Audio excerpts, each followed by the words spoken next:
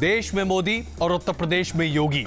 सवाल यह है कि क्या योगी आदित्यनाथ के प्रशासन में उत्तर प्रदेश में वो तमाम तब्दीलियां आ जाएंगी जिसकी बात लगातार चुनाव के दौरान होती रही है।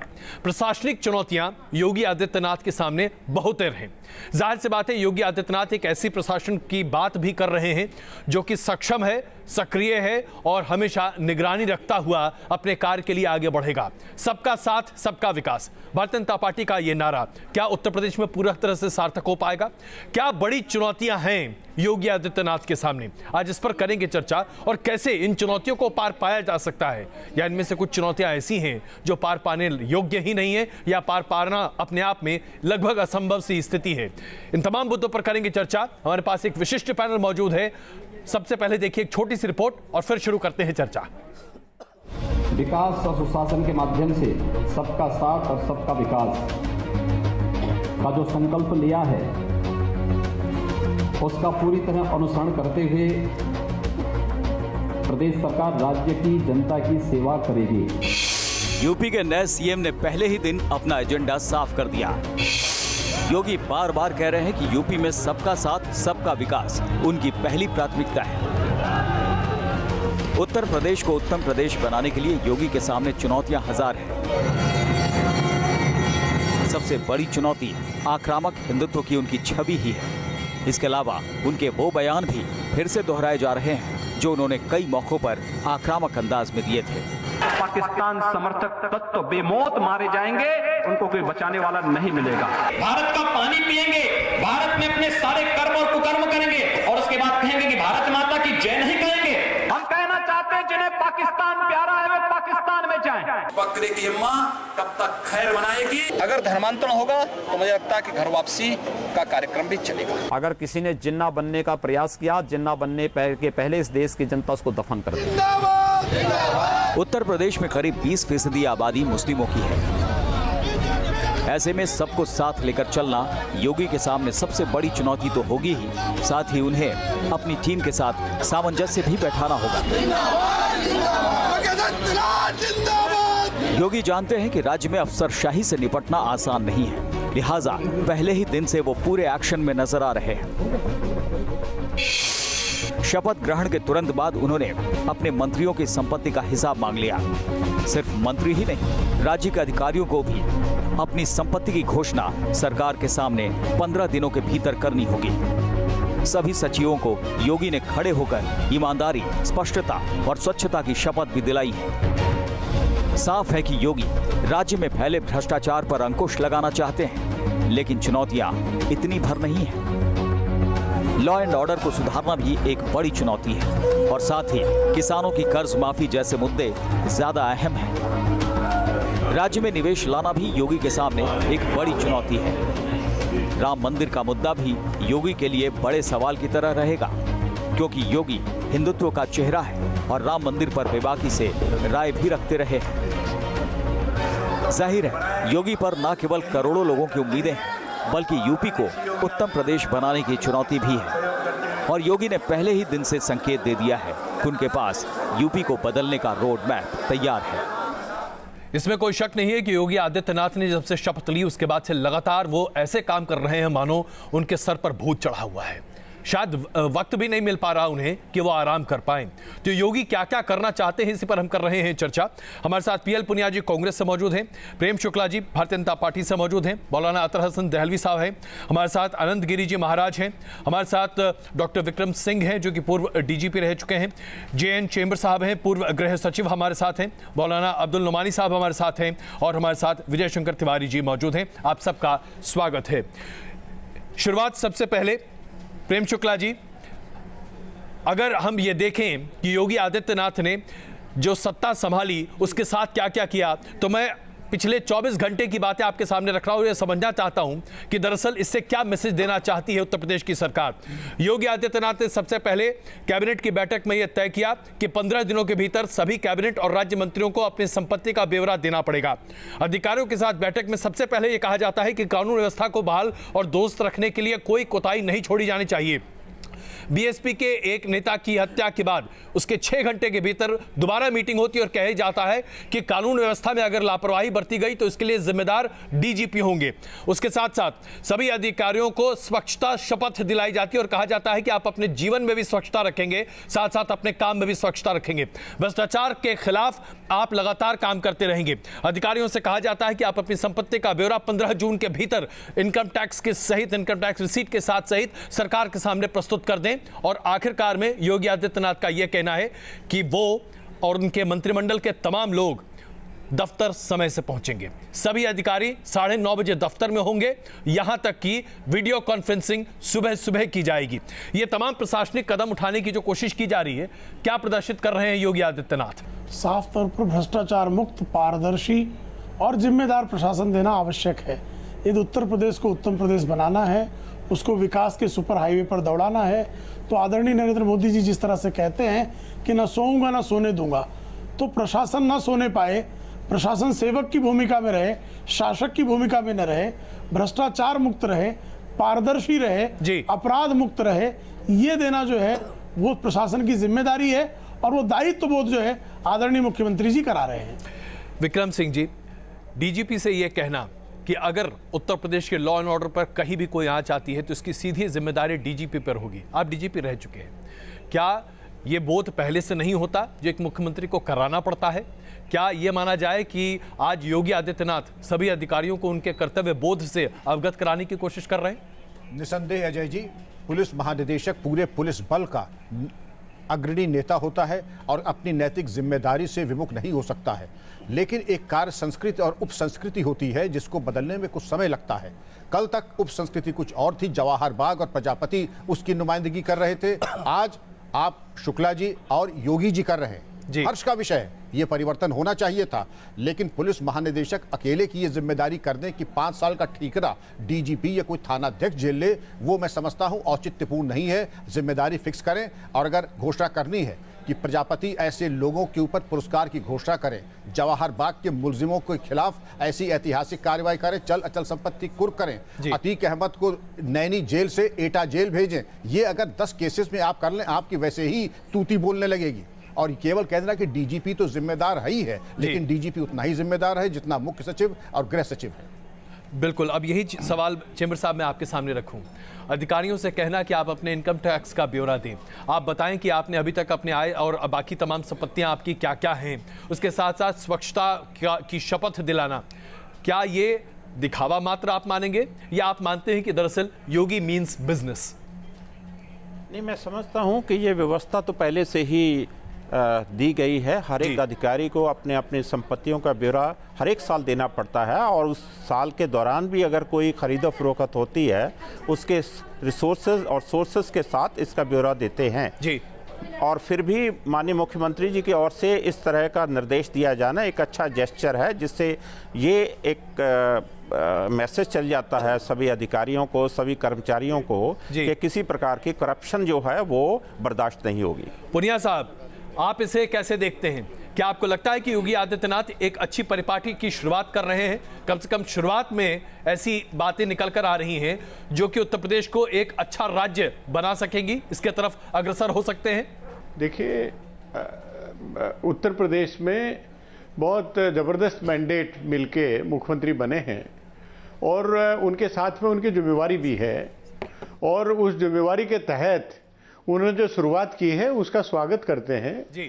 उन्होंने मंत्री लोगों से संपत्ति का ब्यौरा मांगा है, अधिकारियों से मांगा है, हालांकि ये पहले से हो रहा है और रिप्रेजेंटेशन ऑफ पीपल्स एक्ट में ये रिक्वायरमेंट है जी। कि सभी जो विधायक हैं, सांसद हैं या इस तरह के पदों पे हैं, उनको अपनी संपत्ति का ब्यौरा देना ही होता है। लेकिन ये इन्होंने इसको महत्व समझा और पहली कैबिनेट में सभी अपने साथी सहयोगियों को ये निर्देश दिए, तो ये अच्छी बात है। मैं समझता हूँ कि वो जिम्मेवारी से जो जिम्मेवारी उन पे आई है उनका निर्वहन करेंगे।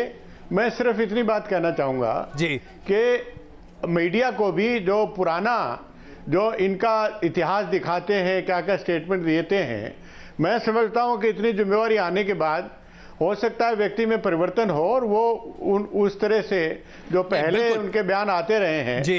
ये बहुत इंटरेस्ट के साथ वॉच करना होगा कि भविष्य में किस तरह से वो अपने आप को कंडक्ट करते हैं, किस तरह से हम योगी जी की छवि के बारे में बात करेंगे जरूर, काम करते हैं। आखिरकार योगी जी अपनी छवि को क्या बदलेंगे या इसमें कोई परिवर्तन आएगा, वो बहस का मुद्दा जरूर होगा। लेकिन अभी आप इससे इत्मीनान रख रहे हैं, कम से कम ये अच्छी बात प्रेम शुक्ला जी है, कांग्रेस भी ये मान रही है कि नहीं चलिए पहल तो अच्छी है। निश्चित तौर पर साधुवाद के पात्र हैं। आदरणीय पुनिया जी स्वयं प्रशासनिक अधिकारी रहे हैं और जो है एक स्वस्थ विपक्ष की भूमिका में यदि वो बात करते हैं तो निश्चित तौर पर इससे उत्तर प्रदेश का लाभ होगा, उत्तर प्रदेश की आम जनता का लाभ होगा और एक स्वस्थ विपक्ष की भूमिका का हमेशा स्वागत होना चाहिए। चलिए अब एक महत्वपूर्ण सवाल यहां पर, सत्ता में आने से पहले भारतीय जनता पार्टी ने अपनी तमाम चुनावी सभा में उत्तर प्रदेश के कानून व्यवस्था की ऐसी व्याख्या की थी कि आज वाकई में उत्तर प्रदेश में डर ज्यादा लगता है, कानून व्यवस्था की बात कम से कम दिखाई देती है।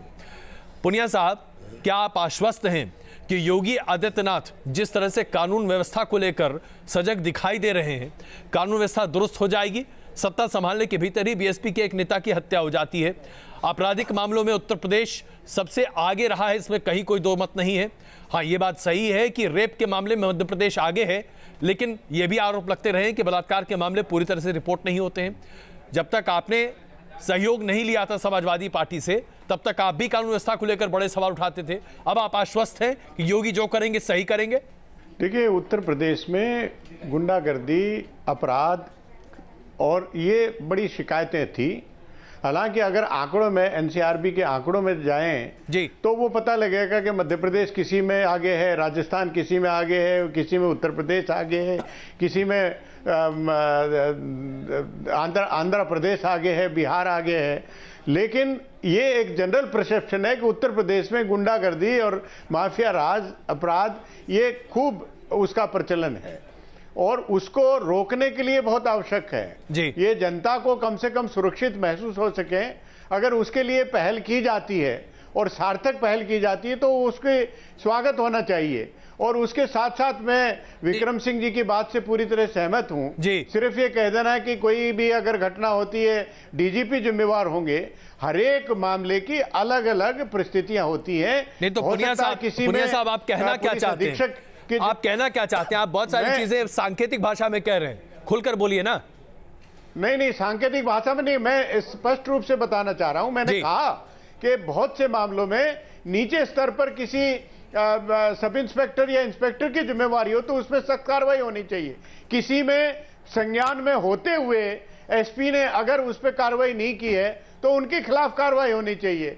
डीजीपी के तो ओवरऑल रिस्पॉन्सिबिलिटी रहती है और वो सुनिश्चित करते हैं उनकी लापरवाही हो और उपेक्षा करते हैं। प्रेम शुक्ला जी, तो वो ठीक है, इसका जवाब देना आप चाहेंगे? मुख्यमंत्री का विशेषाधिकार है उनके खिलाफ कार्रवाई करने का, लेकिन केवल ये कह देना कि डीजीपी अकेले जिम्मेवार होंगे, मैं समझता हूं ये सही नहीं। प्रेम शुक्ला जी, नहीं, डीजीपी पुलिस महकमे के जो है लीडर हैं, उनके पास अधिकार भी होना चाहिए, उनको जिम्मेदार भी होना चाहिए। सिपाही से लेकर जो है पुलिस महानिदेशक तक उस पूरी टीम का नेतृत्व करते हैं तो उनका नैतिक बल होता है।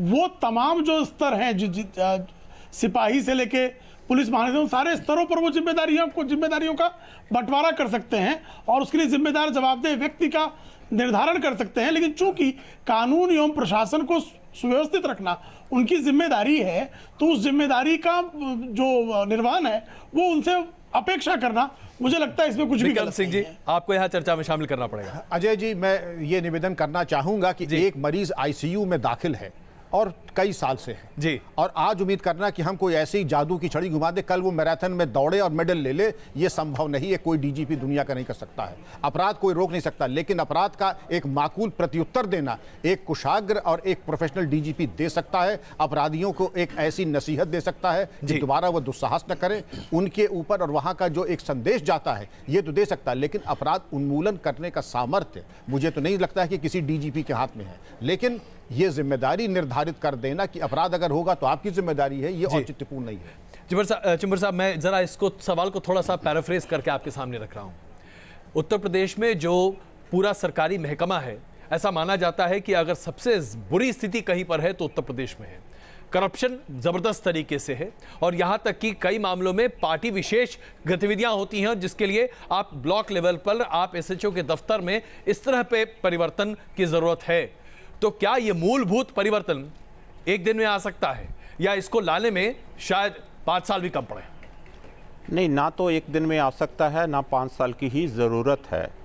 अगर आप थोड़ा सा पीछे की ओर जाएं, अगर एसएचओ कोई एसपी का ट्रांसफ़र कराने का काबिलियत रखता है तो वहाँ पर कानून व्यवस्था या किसी प्रकार की आप क्राइम को चेक करने का कैसे सोच सकते हो? बिल्कुल, ये और उसके कारण क्या है जी। और ये जो हम सोचते हैं कि उनका सीधा लिंक अपराधियों के साथ है या आपराधिक छवि वाले नेताओं के साथ है, ये सबको हमें मद्देनजर रखना होगा।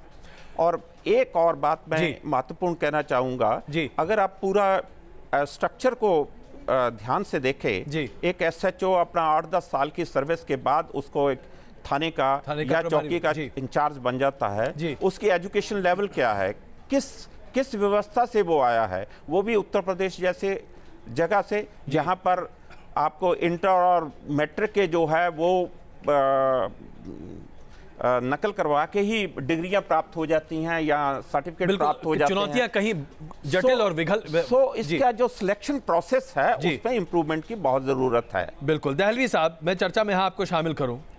आज जो अपराधीकरण की बात करते हैं उत्तर प्रदेश की, उसमें सबसे बड़ी बात ये निकल कर आती है कि जैसे ही आप धर्म आधारित राजनीति करते हैं, उत्तर प्रदेश इसकी सबसे बड़ी निशानदेही है। और पूरे के पूरे इस चुनावी प्रक्रिया में यही कहा गया कि यादवों और मुसलमानों पर कहीं कोई कार्रवाई नहीं होती। तो आप क्या आश्वस्त हैं कि अब योगी राज में कम से कम इंसाफ होगा? देखिए अजय, सबसे पहले तो मैं ये बात कहना चाहूँगा कि पुरानी कहावत है कि जो लोग नदी के बहाव के साथ चलते हैं वो अपनी मंजिल को पा जाते हैं। आदित्यनाथ जी की पिछला क्या रहा, अब उस पर वो कोई चर्चा का विषय नहीं है। पुनिया जी ने जो कहा और शुक्ला जी ने क्या जो कहा, मेरी भी राय यही है। आगे क्या होगा हमको ये देखना है जी। दूसरी अहम तरीन चीज़ ये है कि और मुख्यमंत्रियों में और आदित्यनाथ जी में जो बुनियादी फ़र्क होगा वो ये है कि एक पीठाधीश्वर, एक साधु, एक योगी अपने मठ को, अपने पीठ को छोड़ के लोकतांत्रिक व्यवस्था के अंदर एक प्रदेश के मुखिया के रूप में आए हैं। इसलिए उनकी स्वच्छता, उनकी काबिलियत, समाज को साथ लेने में उनकी क्षमता और हर डिपार्टमेंट के अंदर जो है लोगों को उनके दायित्व को समझाना, मैं समझता हूँ लोग उनकी तरफ ज़्यादा तौर पे देखेंगे। और तीसरी बात जो अजय जो आपने उठाया, मैं काबिल मुबारकबाद है, कम से कम आज इस चीज़ पे आप बहस कर रहे हैं जबकि लोग अभी तक आदित्यनाथ जी के बयानों और हिंदू मुसलमान पे चर्चा कर रहे हैं। अजय, सबसे बड़ी चीज़ क्या है, DGP, home secretary, principal secretary, इससे कहीं ज़्यादा जब तक भारत में प्रशासनिक मुद्दों के ऊपर राजनीतिक हस्तक्षेप जारी रहे तब तक कि कोई डीजीपी और कोई कितने भी आप सक्षम लोगों को लगा लीजिए, कुछ नहीं होने वाला है। इसलिए आदित्यनाथ जी से हमको ये उम्मीद करना चाहिए कि कम से कम जो अभी तक पॉलिटिकल इंटरफेरेंस उत्तर प्रदेश जैसे राज्य में चलता रहा, उसको कम से कम उनकी पार्टी के लोग ये ना समझे कि इतनी बड़ी तादाद में हम आ गए और वो सीमा को लांघने लगे। और जहां तक यादव और मुसलमानों की आपने, अपराधी कोई भी हो, अपराधी अपराधी होता है।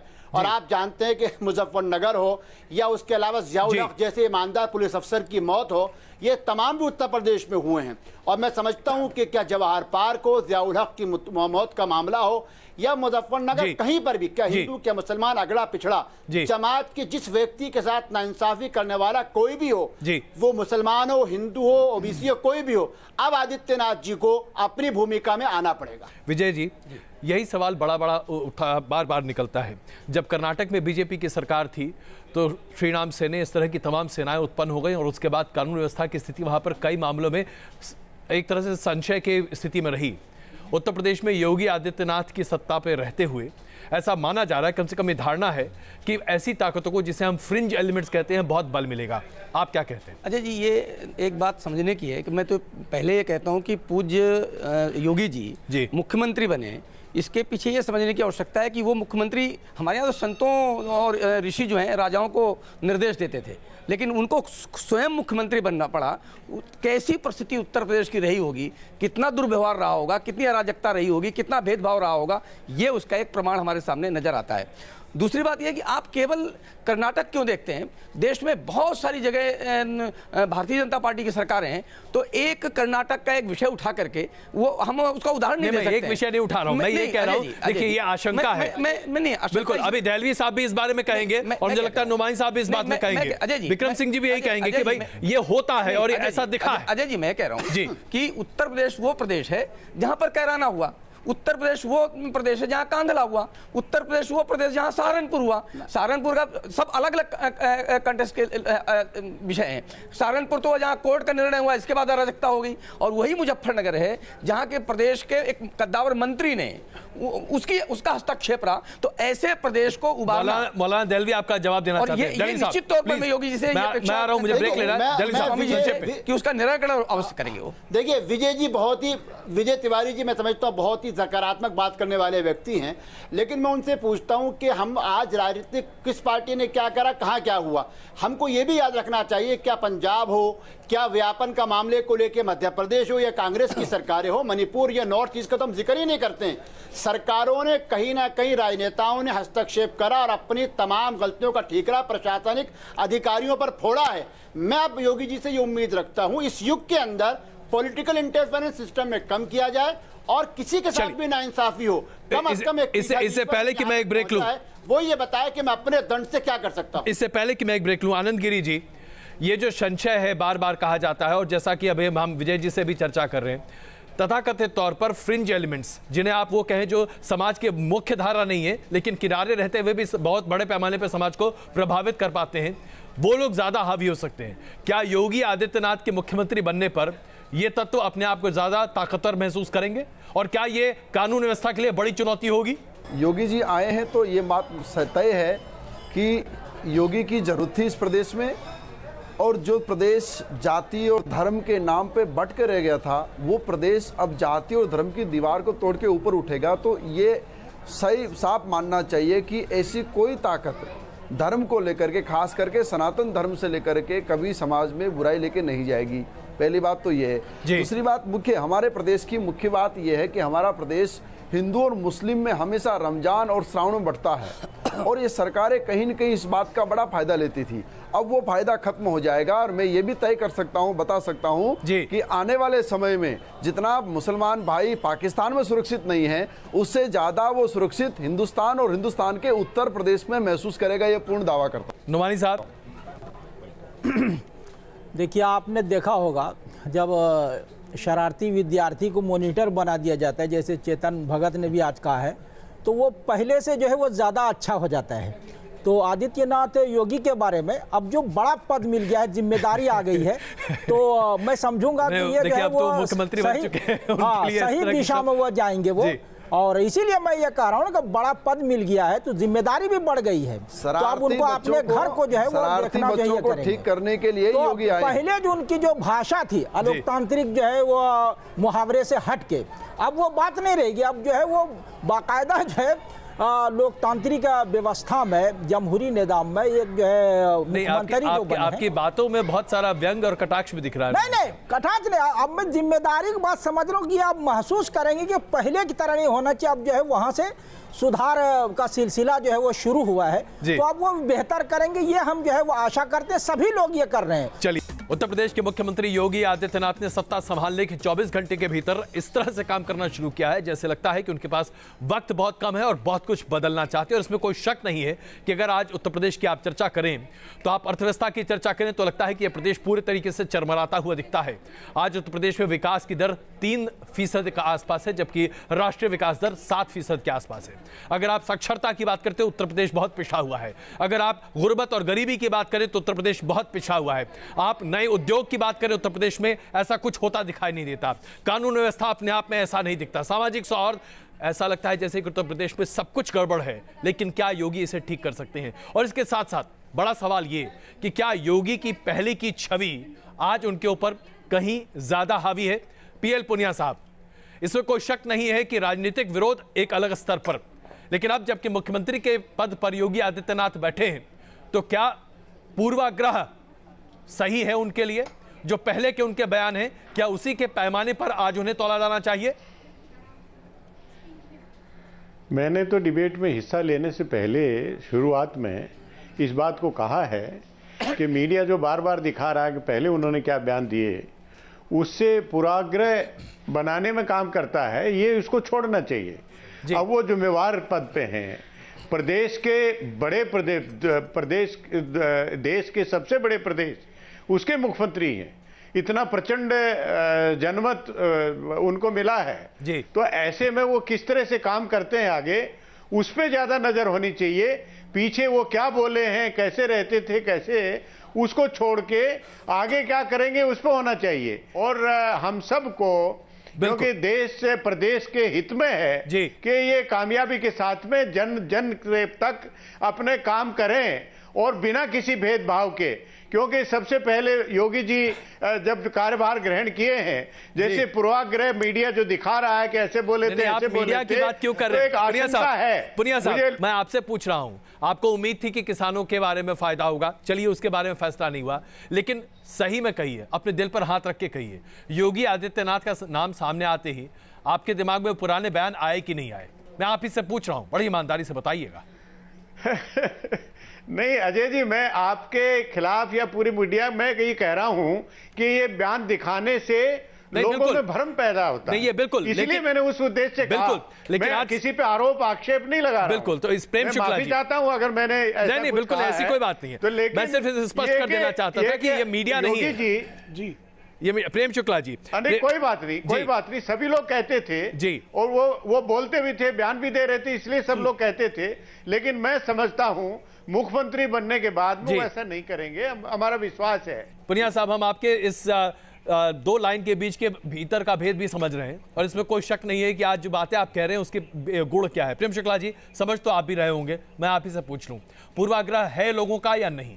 मुझे लगता है कि उनके बारे में जो बयानों को लेकर जिस तरह का विश्लेषण किया जा रहा है, काल परिस्थिति के अनुसार जो है उसका विश्लेषण हो जाए, और आज वो किस तरह से परफॉर्म कर रहे हैं, जो उनको दायित्व दिया गया उस दायित्व के प्रति कितने संकल्पबद्ध हैं और किस तरह से वो उत्तर प्रदेश में सुशासन को स्थापित करेंगे, क्योंकि उत्तर प्रदेश की समृद्धि और सामर्थ्य के लिए सुशासन पहली शर्त है। और मुझे लगता है कि उस दिशा में जो है योगी जी ने पिछले 24 घंटों में मुझे लगता है बढ़िया संकेत दिए हैं। ये बात विपक्ष के लोग भी स्वीकारेंगे। पहली जो कैबिनेट मीटिंग हुई है सिर्फ परिचयात्मक बैठक हुई, कल भी आपने देखा होगा आदरणीय मुख्यमंत्री जी ने स्पष्ट किया, जो भी संकल्प लिया गया है संकल्प पूर्ति करना भारतीय जनता पार्टी के आदरणीय योगी आदित्यनाथ के नेतृत्व वाली सरकार का जो है वो जिम्मा है और वो संकल्प पूरा होगा।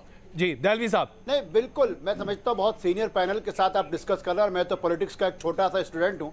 मैं समझता हूँ कि पहली चीज़ ये कि अजय, मैं फिर आपको इसलिए मुबारकबाद दे रहा हूँ कि अभी तक जो चर्चा हो रही थी उत्तर प्रदेश योगी जी को लेके, आपने उससे विपरीत दिशा पर एक सकारात्मक चर्चा शुरू करी है। देखिए, जाहिरी बात है कि पहले लोगों ने उनके पहनावे को लेकर भगवाकरण की बात करनी शुरू कर दी। मैं इस वक्त हैदराबाद में हूँ और आप जानते हैं कि भारत में सबसे पहले रामराज को फिल्मों के जरिए या अपने जीवन के जरिए हिंदुत्व को और उस चोले को एनटीआर ने आम किया था। और एनटीआर यहाँ एक लगातार लंबे समय तक मुख्यमंत्री रहे, उमा भारती मुख्यमंत्री रही हैं। हमको किसी के पहनावे पे, किसकी पृष्ठभूमि पर, उसके पिछले बयानों पे नहीं, बल्कि आकलन ये करना चाहिए, हमको ये आशा रखनी चाहिए कि उन्होंने संविधान की शपथ ली है और उस पीठ की शपथ ली है जिस पीठ को भारत का संविधान कहते हैं।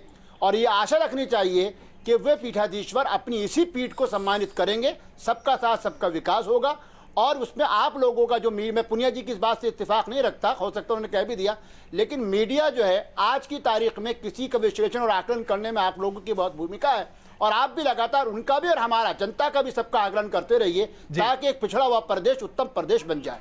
लेकिन सबसे बड़ा सवाल यहाँ पर यही है, और विक्रम सिंह जी मैं आपसे ये पूछना चाहता हूँ, हमने बात कर ली कानून व्यवस्था की, लेकिन अगर आप इकोनॉमिक इंडिकेटर्स की बात करें, और सबसे बड़ी बात जो बार बार चुनावों के समय इन जुमलों का इस्तेमाल होता था कि अगर आप कब्रिस्तान के लिए पैसा देते हैं तो स्मशान के लिए भी पैसा देना चाहिए, बिजली देते समय भेदभाव नहीं होना चाहिए, अगर ईद पर बिजली दी जाती है तो उसके साथ साथ दिवाली पर भी बिजली दी जानी चाहिए, क्या ये चीज़ें अब हावी रहेंगी प्रशासन पर?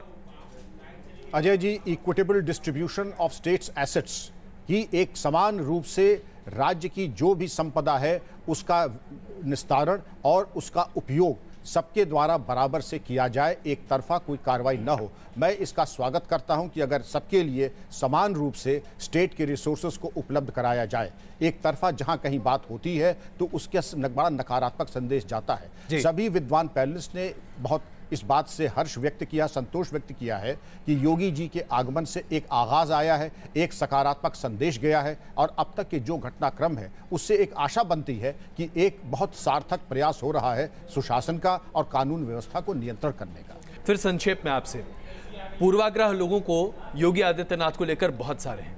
आप देख रहे होंगे कि बहुत सारे लोग जो कि खास करके मुस्लिम हैं वो अपनी सेलिब्रेशन को दिखा रहे हैं। बहुत सारे लोग इसे डर का माहौल भी बता रहे हैं कि लोग डर रहे हैं। क्या वाकई में योगी आदित्यनाथ से लोगों को डरना चाहिए? देखो, उनका इतिहास कभी भी डराने वाला नहीं रहा है। आपको देखो, जो बोल रहे हैं, कोई अगर मातृभूमि को याद कर रहा है तो उसको भय का विषय नहीं कह सकते ना। उन्होंने वो बात कही हमेशा जीवन में जो सबको कहनी चाहिए, लोग नहीं कहते रहे, वो कहते रहे। इसलिए उसको उनके ऊपर लाद देना कि वो गलत बोलते रहे, वो ठीक बात बोलते रहे। और अजय जी, एक बहुत बढ़िया जो विषय आया है, आप विजय जी, अगर मैं आपको सही समझ रहा हूं तो अब तक योगी आदित्यनाथ ने जो भी बातें कही हैं, आपको लगता है सब कॉन्टेक्स्ट के हिसाब से बिल्कुल सही है? बिल्कुल, कहीं कोई विरोध नहीं है। उन्होंने विरोधाभास, उन्होंने बिल्कुल ठीक बात कही है जो लोगों को बोलना चाहिए था। सच को सच कहा है उन्होंने। लोग सच के ऊपर, चाहे वो पलायन की बात हो, चाहे वो कोई भी मुद्दा हो, हर चीज सही है। देखो, उन्होंने जो भी कहा है, मैं जहां तक सुन पाया हूं, जहां तक मैं सोच पाया हूं, वो बिल्कुल सकारात्मक बात करते रहे और वो बिल्कुल यथास्थिति जैसी है वो उन्होंने मुलम्मा नहीं चढ़ाया है, बस इतना ही रहा है। नुमानी साहब, देखिए, पहले की बात तो मैंने कहा दिया इशारे में, आपने देखा होगा। हम तो जो है अब से जो है वर्तमान को देख रहे हैं और जो है पीछे को नहीं देख रहे हैं। ये तो बिल्कुल क्लियर है। और उनको ये लगा है कि हमारे जो है मुख्यमंत्री बनने से मुस्लिम समाज में कोई ऐसा गलत संदेश तो नहीं गया है। इसलिए उन्होंने कहा कि मंत्रीगण जो है या अन्य लोग जो है वो विवादित बयान देना जो है बंद करें और मुसलमान डरे नहीं। आनंद गिरी जी, ये सवाल एक बार फिर मैं आपके सामने रख रहा हूं। योगी आदित्यनाथ को क्या अपनी छवि को हमेशा साफ रखने की कोशिश करते रहनी पड़ेगी? बाकी लोग अपने फैसले लेते समय शायद बहुत चीजें न सोचें, लेकिन योगी आदित्यनाथ के हर फैसले को लोग पारखी नजरों से देखेंगे, यानी हर समय अग्नि परीक्षा। निश्चित तौर पे माननीय मुख्यमंत्री जी की अग्नि परीक्षा होगी, लेकिन सोचना यहाँ उन लोगों को पड़ेगा। डरने की जहाँ तक बात है तो डरना उन लोगों को पड़ेगा जो वंदे मातरम का विरोध करते हैं, जो 15 अगस्त 26 जनवरी को तिरंगा नहीं फहराते हैं, जो राष्ट्र विरोधी बातें करते हैं। अभी तक की सरकारें उन्हें माफ़ करती थी क्योंकि वोट बैंक की राजनीति में वो चली जाती थी।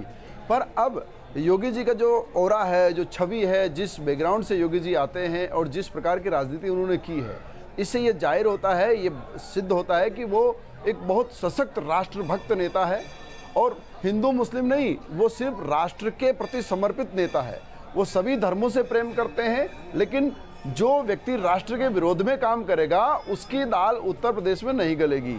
जो कानून को तोड़ेगा उसकी दाल नहीं गलेगी।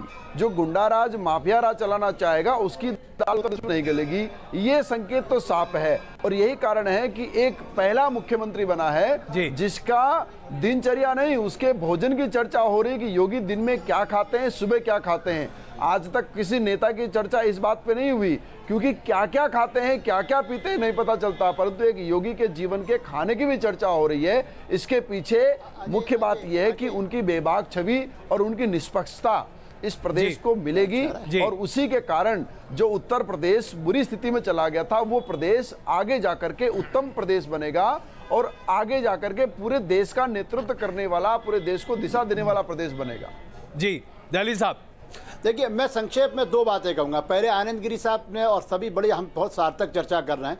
पहली चीज़ तो ये है कि राजनीति के बहुत सारे फैसले होते हैं और आनंद गिरी जी को मालूम होगा 150 दिन से लगातार मणिपुर का बाइकाट चल रहा था और जैसी सत्ता बदली गई तो केंद्र ने हस्तक्षेप करके उस बाइकाट को, तो इसलिए प्लीज आप इसमें यहाँ पॉलिटिकल चर्चा मत कीजिए। हम योगी जी के इस राज की बात कर रहे हैं जिस राज के अंदर विवाद नहीं बल्कि संवैधानिक मर्यादाओं का पूरा पालन किया जाएगा। उनसे हम उनसे उम्मीद रखते हैं कि एक वो व्यक्ति जिसका दंड अभी तक, जैसे कि हमारे विजय शंकर तिवारी जी ने कहा कि हमारे धर्मगुरु, हमारे उलमा जो अभी तक लोगों को सिर्फ राह दिखाते थे, आज वो स्वयं उस राह पे आके बैठ गए हैं। तो इसलिए उम्मीद रखनी चाहिए कि सबका साथ सबका विकास होगा। गलती कोई भी करे, कहीं से भी करो। 2 उदाहरण देकर अपनी बात खत्म करूंगा अजय जी। जी दहली साहब, मैं बस बड़े साफ गोई से आपसे और नुमानी साहब से समझना चाहता हूं कि क्या पूर्वाग्रह खत्म हो जाएंगे? क्या योगी को रोज दिन अपने फैसले लेने से पहले ये सोचना पड़ेगा कि लोग मुझे इस चश्मे से देख रहे हैं? ये बहुत दुर्भाग्यपूर्ण होगा अगर ऐसा होता है तो। और इसका नमूना हम देख चुके हैं गुजरात में, अजय, जहां मोदी जी को हर बार अपने फैसले को सही ठहराना उदाहरण है। पहला उदाहरण था जब गत प्रधानमंत्री इंदिरा जी के बाद पंजाब और खासकर एक कम्युनिटी ने एक विशेष पार्टी को समझा कि इनके कारण जो है हमारी इबादतगाह का नुकसान पहुंचा। लेकिन हमने ये देखा कि जब काम होते हैं तो उसी पंजाब के अंदर वो पॉलिटिकल पार्टी वापस आई। 1993 के अंदर शिवसेना ने और भाजपा ने सरकार बनाई और आपको मालूम होगा कि 2 मुद्दे ऐसे थे, एक तो मस्जिदों को FFI देने का मुद्दा था और दूसरा BKC का मामला था कि आज भी महाराष्ट्र का मुसलमान कहता है कि हाँ, शिवसेना BJP की सरकार ने वो फैसला करा था। इसलिए काम अच्छा होता है, कर्म अच्छा होता है तो व्यक्ति का दर्द भी बढ़ता रहता है, उसका दर्जा भी बढ़ता रहता है। यही सवाल प्रेम शुक्ला जी मैं आपके सामने लेकर चलूं, क्या अग्नि परीक्षा रोज दिन, क्या हर दिन यही तय करना पड़ेगा कि लोग मुझे कैसा देख रहे हैं? जी, क्योंकि हम गुजरात में देख चुके हैं, मोदी जी ने कई बार अपनी बातों को सांकेतिक भाषा से ही सही लेकिन अपनी पीड़ा व्यक्त की है।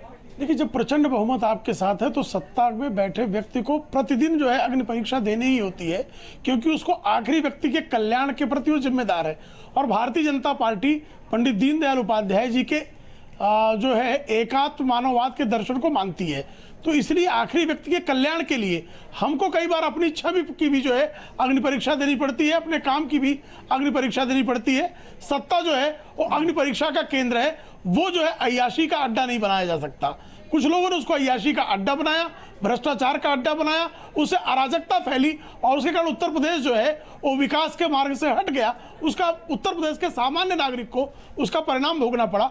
मुझे लगता है कि उत्तर प्रदेश का कल्याण ही जो है वो अग्नि परीक्षा का सबसे बड़ा कारक है। पुनिया साहब, देखिए, योगी जी एक अपने जीवन का नया चैप्टर शुरू कर रहे हैं। अब तक वो योगी थे, मठ के महंत थे और उनकी एक अपना संगठन था, उसके तहत जो अपना कहते थे जी, सिर्फ ये कह देना कि वो जो पहले बयान देते थे सब सही थे, वो तो योगी जी ने स्वयं उसको नकार दिया और विपरीत उसके उन्होंने कहा कि हम सबके लिए काम करेंगे, किसी को भयभीत होने की आवश्यकता नहीं है, निष्पक्ष तरीके से काम करेंगे।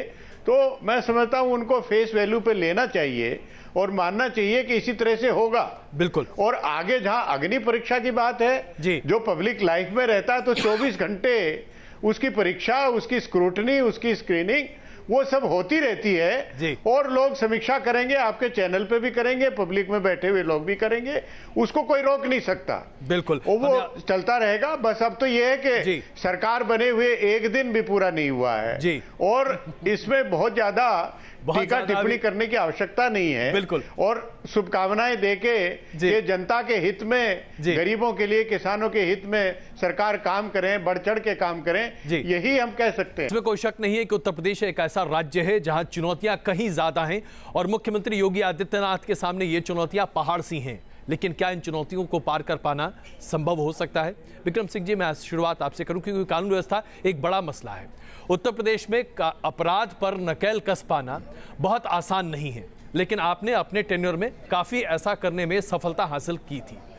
क्या किया जा सकता है जिसके जरिए अपराध और कानून व्यवस्था पर नकेल कसी जा सके, लोग बवाली ना बन पाए?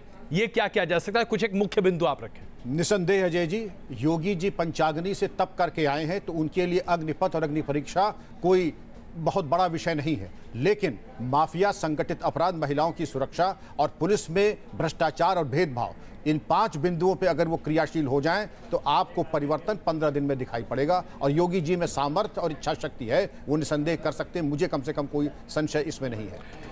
चैम्बर जी, अगर उत्तर प्रदेश के प्रशासन की बात की जाए तो भ्रष्टाचार के बारे में ये कहा जाता है कि अगर आप चपरासी की जेब गर्म ना करें तो फाइल जो है वो एक टेबल से दूसरे टेबल नहीं जाती। अन्य राज्यों के बारे में भी बिल्कुल सही है, लेकिन उत्तर प्रदेश में तो अधिकारी दफ्तर में मिलते ही नहीं है, और ये कई बार होता है। 9:30 बजे का डेडलाइन योगी जी दे पा रहे हैं, लेकिन क्या ये लागू हो पाएगा, या शायद 15-20 दिन में ये फिर से वापस पुनः मुश्को भवा? इसमें बेसिक जो प्रॉब्लम आती है वो ये है कि हमारे पास और अन्य राइट्स है, उसका भी इस्तेमाल किया जाए। अब कोई किसी भी डिसीज़न में डिले होता है तो अगर उसको एक ख़ास व्यवस्था उसमें दे दी जाए कि डिले 2 दिन से ऊपर होता है तो उस अधिकारी के विरुद्ध कार्रवाई होगी जी, तो सब सुधर जाएगा। और एक आखिरी सवाल आपसे इस मुद्दे पर, क्या उत्तर प्रदेश की अर्थव्यवस्था को सुधार पाना अपने आप में आसान काम है? आसान है भी और नहीं भी। मैं समझता हूं कि उत्तर प्रदेश में इस समय काफ़ी इंफ्रास्ट्रक्चर बना हुआ है, लेकिन उसको हम यूज़ नहीं कर रहे। मैं एक सिर्फ एजुकेशन के विषय में ही बात बता दूं कि हर एक गांव में प्राइमरी स्कूल है, लेकिन आप जरा ईस्टर्न यूपी में जाकर देखें बच्चों की हालत क्या है। 3री-4थी क्लास का बच्चा जो है वो अब 3 लेटर का वर्ड नहीं लिख पाता है जी, मास्टर नहीं वहाँ पर पहुँच पाते हैं। अब इतना बड़ा इंफ्रास्ट्रक्चर हो गया, लेकिन क्वालिटी एजुकेशन मिसिंग है जी। हमने पॉलिटेक्निक और ITIs खोल दिए, लेकिन उन बच्चों का क्या हमने लिंक किया है कि उनको प्रॉपर जॉब्स मिले? उसके साथ लिंक नहीं है। हमने बड़े बड़े आपने देखा है कि ये यहाँ से आगरा और आगरा से लखनऊ जो है एक्सप्रेस वे बन गए। अब एक्सप्रेस वे बन गए, उसका यूज कैसे किया जाए? क्या उसके साथ में हमारा इंडस्ट्रीज आ गई, मैन्युफैक्चरिंग सेक्टर जो है वो ओपन हो जाना चाहिए। प्रेम शुक्ला जी, आखिरी टिप्पणी आपकी। समस्याएं कई हैं, उसके निकलने के रास्ते भी हमारे विशेषज्ञ आपके सामने रख रहे हैं, लेकिन क्या यह सामर्थ्य संभव हो पाएगा? क्या 2019 से पहले बीजेपी का सपना पूरा हो पाएगा? नहीं, निश्चित तौर पर एक जो है संकल्प पूर्ति की दिशा में जो सकारात्मक कदम उठाना सरकार का दायित्व, और सरकार उस दायित्व से अवगत है और करने के लिए कृत संकल्प है। बहुत धन्यवाद आप सबका इस चर्चा में शामिल होने के लिए। इसमें कोई दो राय नहीं है कि हर किसी की निगाहें आज उत्तर प्रदेश के मुख्यमंत्री पर लगी हैं, सिर्फ इसलिए नहीं कि 22 करोड़ लोग उत्तर प्रदेश में रहते हैं, बल्कि इसलिए कि अगर उत्तर प्रदेश आगे बढ़ता है तो देश आगे बढ़ता है। बहुत धन्यवाद इस चर्चा में शामिल होने के लिए।